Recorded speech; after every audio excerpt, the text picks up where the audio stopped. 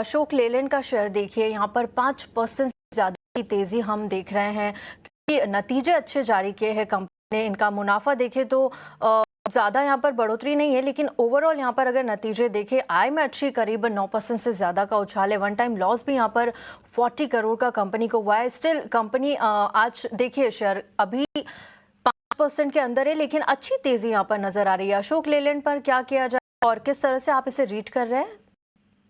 अगर अशोक लेलैंड डिस्कस करते हैं, देखिए लास्ट कुछ दिनों से लगातार नीचे के लेवल से राउंड बाउंस देखने मिला है। ऑलमोस्ट 100 के लेवल से देखा है तो मई में बनाया था, वहां से continuous high top high bottom intact बना हुआ है। जो भी डिप आता है वहां से शार्प रिकवरी देखने मिल रहा है बार बार।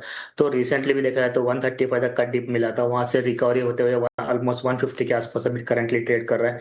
मुझे लग रहा है कि जो सेटअप है अभी भी एक स्ट्रॉन्ग सेटअप है, इंटैक्ट है, एक हाई टॉप हाई बॉटम का। मुझे लग रहा है कि लॉन्ग टर्म चार्ट स्ट्रक्चर में अच्छा खासा रेंज मजबूत दिखाई दे रहा है।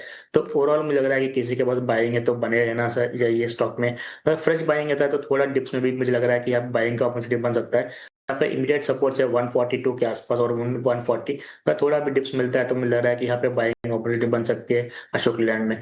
ऊपर की ओर जगह देखा है तो एक जो कप एंड हैंडल फॉर्मेशन का ब्रेकआउट दिया था रिसेंटली, जो 130 उसका टारगेट जो दिखाई दे रहा है, मुझे लग रहा है कि 165 से लेकर 170 तक का ऊपर के और चांसेस है। ओवरऑल मुझे लग रहा है कि इस चार्ट में अच्छा मोमेंटम है और सेटअप है और बाइंग के रडार में रहना चाहिए अशोक लेलैंड में। अशोक लेलैंड पर बाय ऑन डिप्स की रणनीति है, किसी के पास है तो वो बने रह सकते हैं। हरीश जी, आज की कोई मिड कैप स्पेसिफिक कॉल्स आपकी?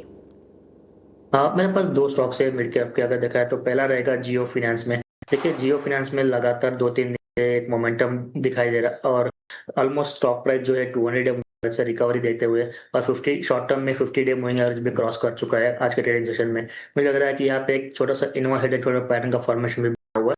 तो उसमें लग रहा है कि इसमें एक अच्छी अपॉर्चुनिटी बन सकती है जियो फाइनेंस में बाइंग करने के लिए। ऊपर की ओर मुझे लग रहा है कि शॉर्ट टर्म में टारगेट 330 और 340 होंगे और स्टॉप लॉस मेंटेन करना चाहिए 305 का जियो फाइनेंस में। दूसरा स्टॉक रहेगा अदानी पोर्ट्स। अदानी पोर्ट्स में भी देखा है तो एक कप एंड हैंडल फॉर्मेशन का फॉर्म आया था, वहां पे कल के ट्रेडिंग सेशन में ब्रेकआउट। मुझे लग रहा है कि यहाँ पे मोमेंटम बढ़ सकते हैं आगे जाके और टारगेट्स बनेंगे अदानी पोर्ट्स के लिए 1550 का और स्टॉप और नेक्स्ट टारगेट बनेगा 1570 और स्टॉप लॉस रखना चाहिए 1480 अदानी पोर्ट्स में।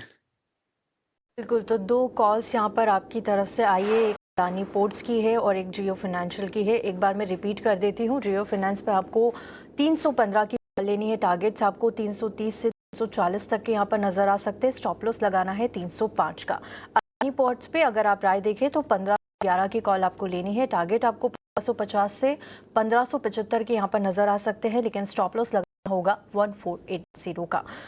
हरीश